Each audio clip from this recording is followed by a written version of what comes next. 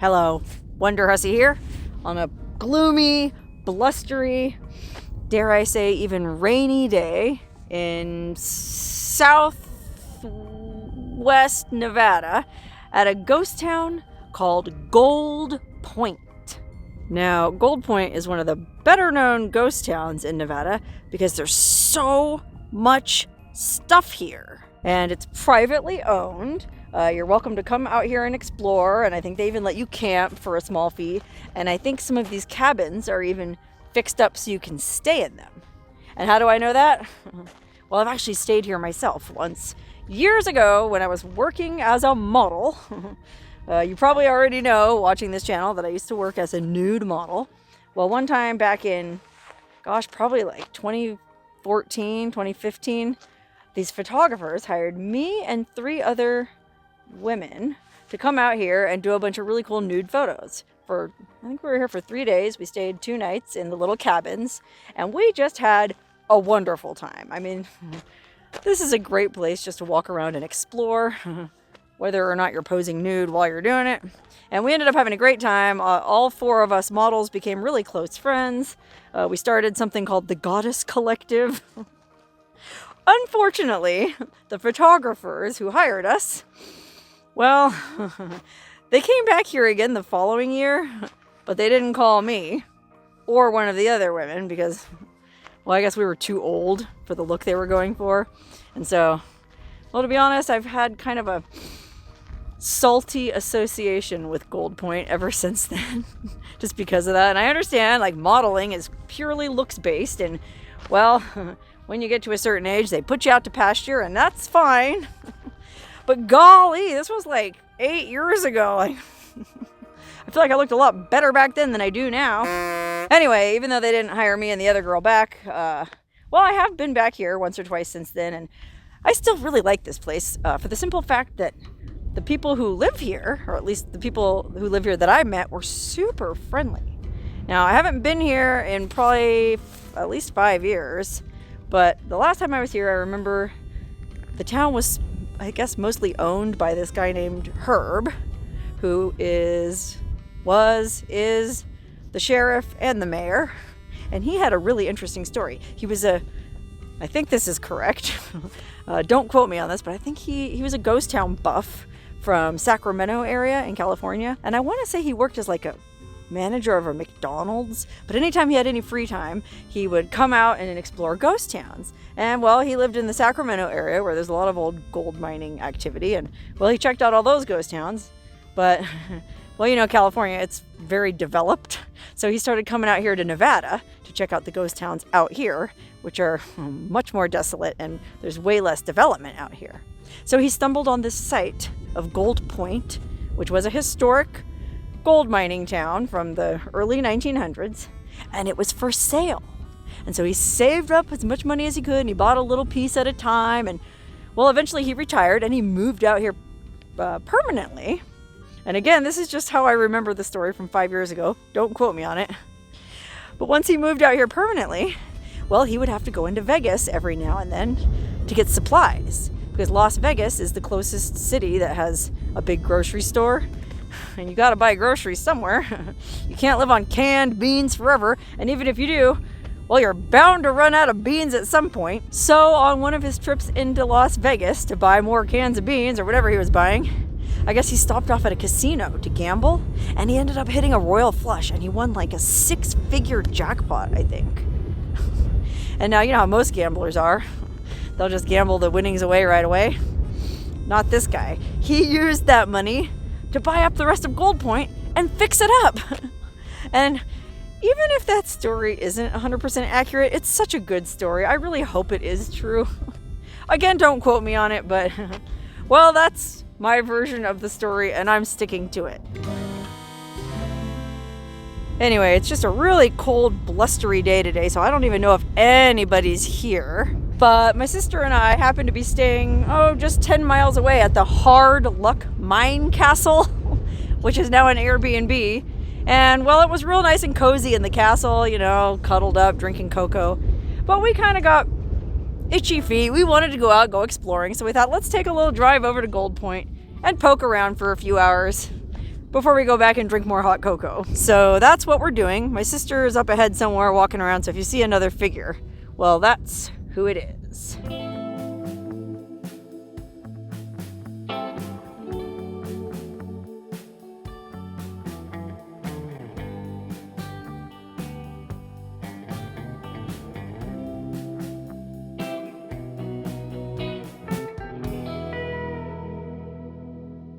So basically there's just a whole bunch of cool old buildings and cars and rusted out mining equipment all over this area.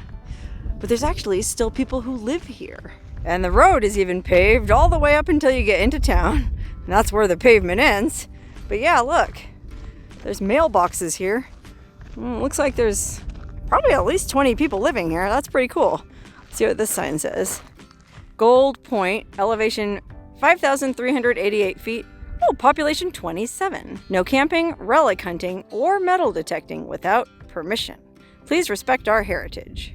Well, that's fair enough. I think it's really cool that they let people camp here too. Like I said, I've stayed here in one of the cabins and it was very cozy. And that was 5 years ago. I'm sure they've made improvements since. So if you're into old mining history and ghost towns, I definitely recommend coming out here. I feel like they even cooked us meals. And it was really good food, breakfast and dinner. So I guess they kind of cover all your bases if you're way out here. So even if you're not camping with your own food, if you just want to come stay in a cabin, if you're a city slicker like that, well, they've got your back for that too.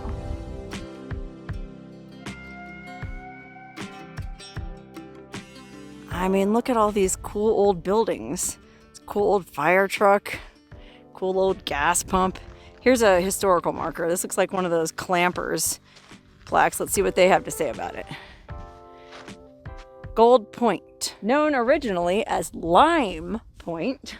This area was first settled about 1880. In March 1908, a silver strike brought a new camp into existence called Horn Silver. And then that lasted about a year, had about 800 people living here, 11 saloons, a post office, telephone service, and a newspaper. And I think that was kind of like the heyday around 1908. Then the town was renamed Gold Point in 1932, and it operated on and off until the 1960s. It says 1960s. Oh, the post office was closed in 1968. And then this guy, Herb, started fixing up the town in 1979. I mean, you can pause the video and read the whole thing if you want, but that's the gist of it. Wow, what a cool day to be poking around here. This is amazing. The sky. We hardly ever get weather like this out here. Although I suppose here at 5,300 feet, maybe they do get weather like this more often. But they certainly don't get much rain. I mean, it is the desert, so this is kind of exceptional.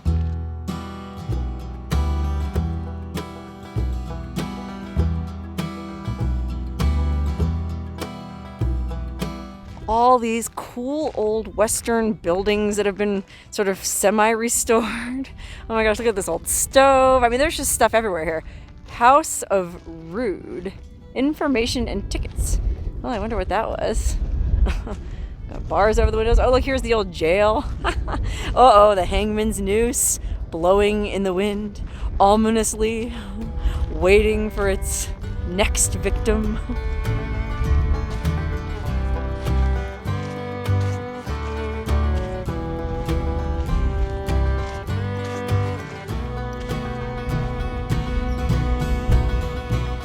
Oh yeah, see, look over here. You can sort of make out on this false storefront, it says Horn Silver Town Site and Telephone Company. Remember how the sign said it used to be called Horn Silver?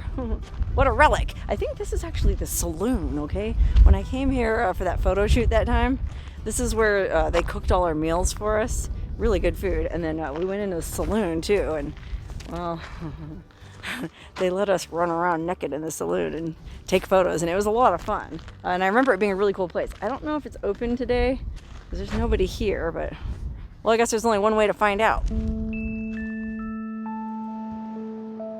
Yeah, I don't know. It doesn't look like there's anybody in there, even though the Coors Light sign is on. But yeah, this is where not only do they cook meals for you if you're staying here, but apparently they have a really big Thanksgiving potluck dinner here every year. And I've heard about this Thanksgiving dinner for years. My friend who built the Hard Luck Mine Castle was telling me about it years ago. Apparently it's $20, all you could eat. They cook everything. You just come out here and have Thanksgiving dinner in a ghost town. How cool would that be? Anyway, even if the saloon's not open, we can still poke around on this awesome veranda. I mean, first of all, look how cool the porch at this saloon is. This is incredible. All these cool old wagon wheels. Look at this cool high top table made out of an old spool with these really neat old bar stools. Oh, the sign says private building. Hopefully it's okay for me to, I'll just step up here and poke around.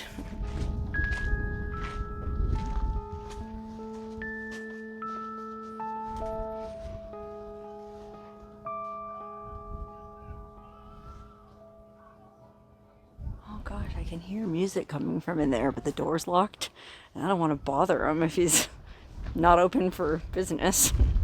Guess I'll just keep poking around the town. Oh wow, look at this. It's an old tanker truck. It says, on the back it says, Janine's freeze-dried dehydrated water. The absolute best for hiking and camping. Dehydrated water. Get it? Just add water. Actually, I've seen this truck before, and I'm pretty sure I even featured it in a video. Because if you look at this side, you can see it says Silver Peak Lithium Water. Now with more calcium than milk.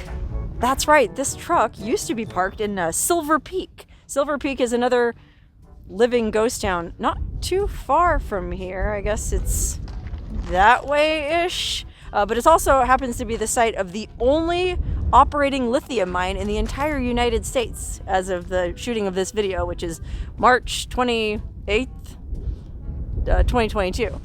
Yeah, so this truck used to be parked in Silver Peak. I guess somebody here bought it and drove it out here, but I just thought that was kind of funny.